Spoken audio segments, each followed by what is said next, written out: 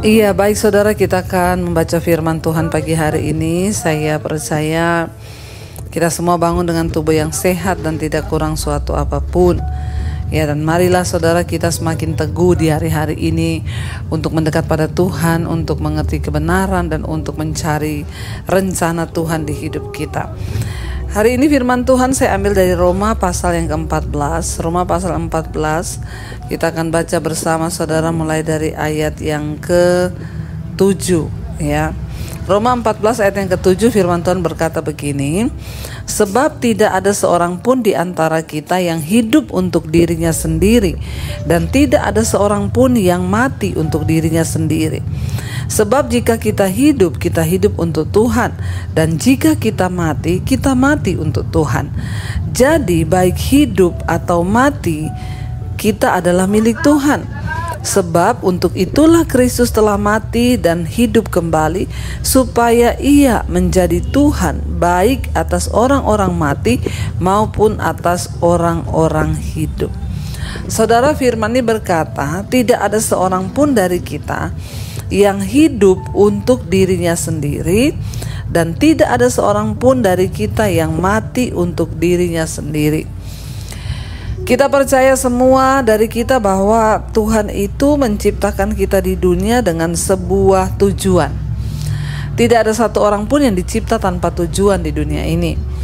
Ya, Tuhan itu bukan hanya sembarangan asal saja kita ciptakan manusia, cipta supaya mati, supaya ini. Saudara, kita harus percaya ada tujuan dari penciptaan Tuhan. Ya, Tuhan itu mau supaya kita ini hidup. Ya, jadi saudara nggak usah bertanya, kenapa Tuhan ciptakan kita di dunia? Kenapa begini, kenapa begitu? Ya, kita ini sudah ada di dunia. Ya, dulu saya juga mempertanyakan, kenapa sih Tuhan itu iseng ya menciptakan kita waktu saya belum bertobat? Kenapa ya Tuhan tuh kurang kerjaan menciptakan manusia di dunia? Jangan bertanya sesuatu yang melampaui di luar pikiran kita, yang melampaui akal pikiran kita. Mari kita hanya memiliki kerinduan untuk belajar dan mengetahui apa yang sudah ada, yang bahkan tertulis dalam firman Tuhan. Kita mau atau tidak, kita suka atau tidak, kita sudah ada di dunia. Ya, bagaimanapun keadaan kita sudah ada di dunia ini, diciptakan oleh Tuhan. Dan saudara, firman ini berkata, jadi tidak ada seorang pun dari kita yang hidup bagi dirinya sendiri, dan tidak ada seorang pun dari kita yang mati bagi dirinya sendiri. Ya, artinya apa saudara? Kalau kita hidup, ya hari ini kita ada, kita hidup, ya bukan semata-mata untuk diri kita loh. Ya, kita pun mati itu bukan semata-mata untuk diri kita. Artinya ada satu kuasa yang mengendalikan hidup kita. Ada satu kuasa yang pegang kendali. Ada satu kuasa yang mengatur kita. Makanya saya selalu berkata, gak ada seorang pun yang bisa melarikan diri dari namanya takdir kematian.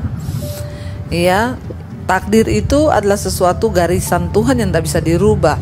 Takdir itu lahir, mati itu takdir, gak bisa dirubah, kecuali Tuhan yang mengubahnya. Makanya walaupun dokter berkata dia harus mati tinggal 3 bulan lagi, tinggal 6 bulan lagi, kalau Tuhan berkata belum waktunya, ya belum waktunya, separah apapun sakitnya. Karena ya hidup ini ada yang mengatur. Ya, entah hidup kita atau mati kita tuh ada yang mengatur. Gak ada seorang pun yang bisa berkata, ya saya hidup karena saya mati karena saya. Bukan karena diri kita sendiri. Lalu ayat yang ke-8 berkata, sebab jika kita hidup untuk Tuhan, dan jika kita mati, kita pun mati untuk Tuhan. Jadi baik hidup dan mati kita, ya semuanya itu adalah milik Tuhan, dikatakan di sana. Ya, baik hidup atau mati kita adalah milik Tuhan. Ya, jadi kalau kita hidup, kita harus hidup untuk Tuhan. Kita mati pun kita mati untuk Tuhan. Jadi benar yang Rasul Paulus bilang, ya, kalau aku hidup itu artinya bagiku bekerja memberi buah bagi Kristus. Kalau aku mati dalam Kristus itu pun sebuah keuntungan. Dikatakan di sana, jika kita hidup, kita harus hidup untuk Tuhan. Saudara, hari ini kita hidup untuk apa? Mari kita renungkan, mari kita mencoba memahami, mari kita mencoba introspeksi diri. Kalau hari ini kita hidup, untuk apa kita hidup? Apakah saudara hanya hidup sekedar bekerja, lalu saudara dapat uang, digaji, atau saudara pengusaha, saudara mencari untung, saudara kaya, lalu setelah itu kita mati dan tidak ada apa-apa?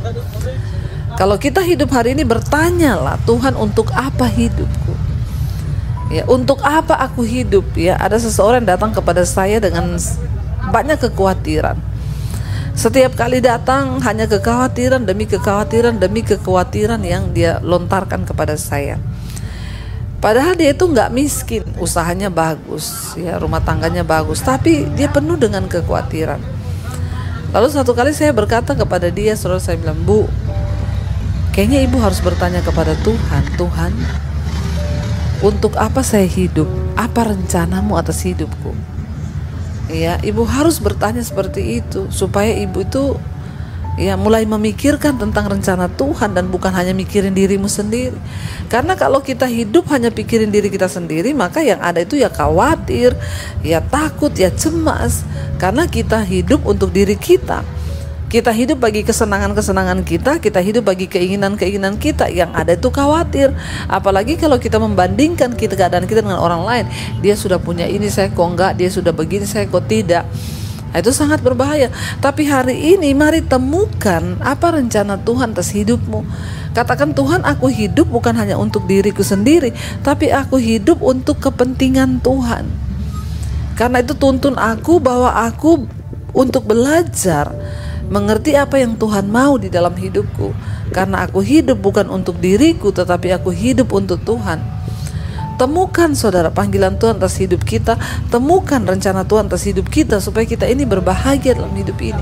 Karena kalau tidak, maka kita akan sengsara, bahkan akan menjadi orang yang picik, khawatir, menyalahkan Tuhan, menyalahkan keadaan, menyalahkan orang lain.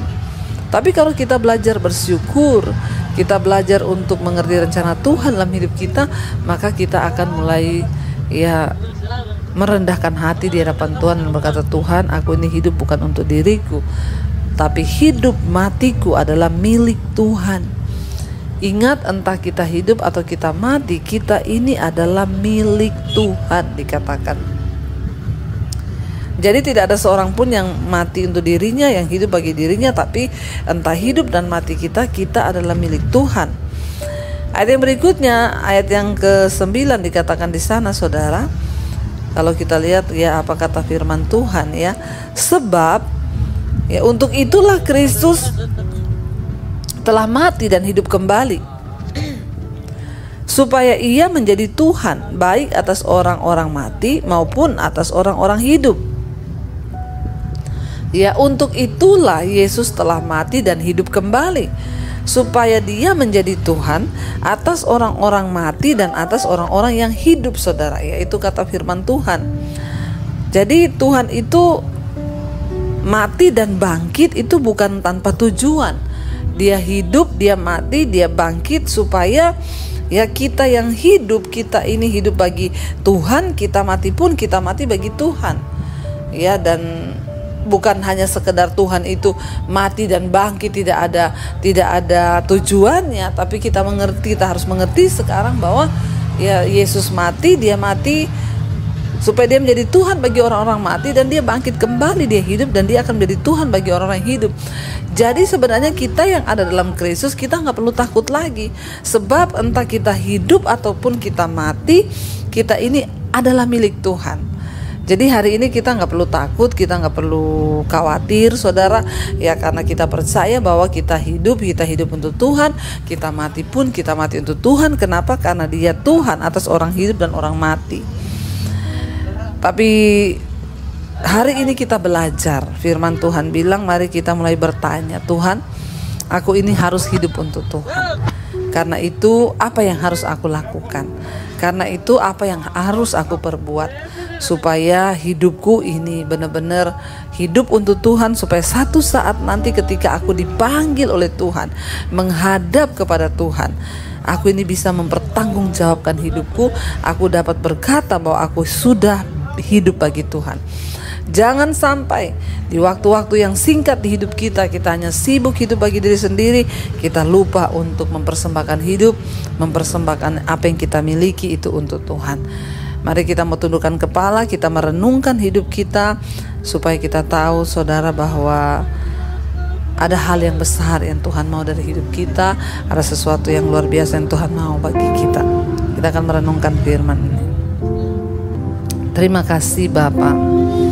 Kami mau belajar bagaimana kami hidup untuk Tuhan, yaitu dengan mempersembahkan hidup kami. Semua yang berharga, semua yang mulia kami mau beri bagi Tuhan. Kami tidak ingin memberikan Tuhan sesuatu yang sisa, tapi kami rindu memberi yang terbaik. Karena demikianlah kami harus hidup bagi Tuhan. Mari buka hati dan tanganmu saudara, katakan di hadapan Tuhan, ini doa kami Tuhan, ini harapan kami. Katakan bersama pujian ini saudara. Ku berikan semua yang berharga, semua yang mulia, semua yang terbaik dari hidupku, hanyalah bagimu, hanyalah untukmu, hanyalah bagi kemuliaan. Sekali lagi katakan dengan sikap penyerahan penuh kepada Tuhan.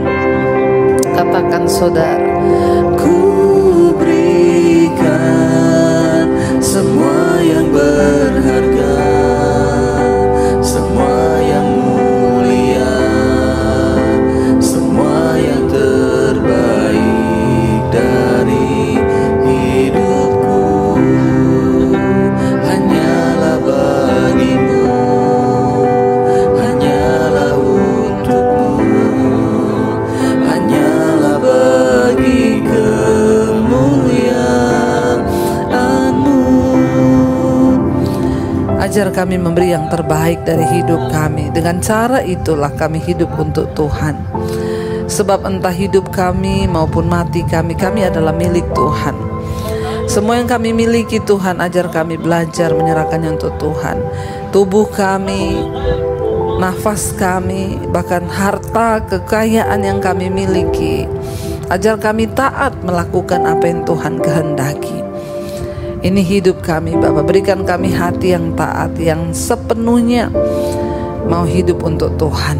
Hamba berdoa untuk setiap anak-anak-Mu yang setia bangun di pagi hari mencari wajah-Mu. Tuhan tidak pernah kecewakan setiap orang yang mencari Engkau. Kami melandasi hidup kami di atas dasar firman Tuhan. Sebelum kami melakukan semua aktivitas kami, yang bekerja, yang sekolah, yang kuliah, Tuhan menjagai, melindungi kami, taruh hidup kami di atas landasan firman Tuhan. Diberkatilah orang yang mengandalkan Tuhan, itu kata firman-Mu. Berkati mereka Tuhan hari ini yang bangun pagi mencari wajah-Mu. Yang sakit Engkau sembuhkan, yang beban berat Engkau beri kelegaan.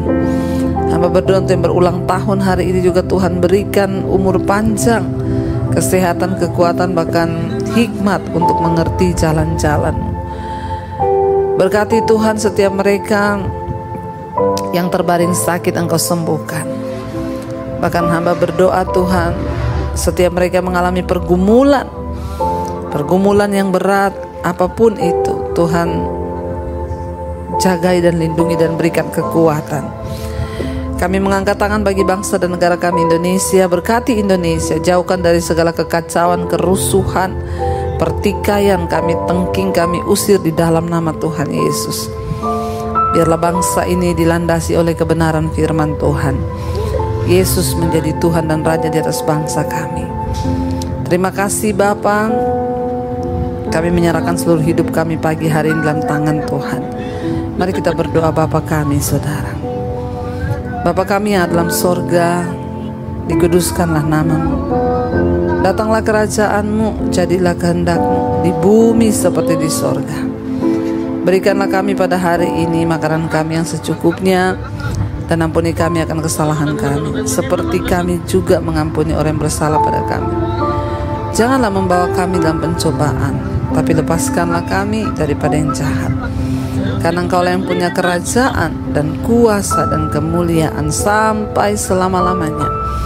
Mari buka hati dan tanganmu, terimalah kiranya berkat dari Allah Bapa, Cinta kasih dari Tuhan Yesus Kristus, penyertaan Allah Roh Kudus menyertai hidupmu mulai hari ini bahkan sampai kali yang kedua. Tuhan Yesus datang menjemput kita, nama kita tercatat dalam kitab kehidupan. Dalam nama Tuhan Yesus yang percaya diberkati Tuhan, katakan bersama amin, amin, amin. Shalom, selamat pagi dan Immanuel saudara.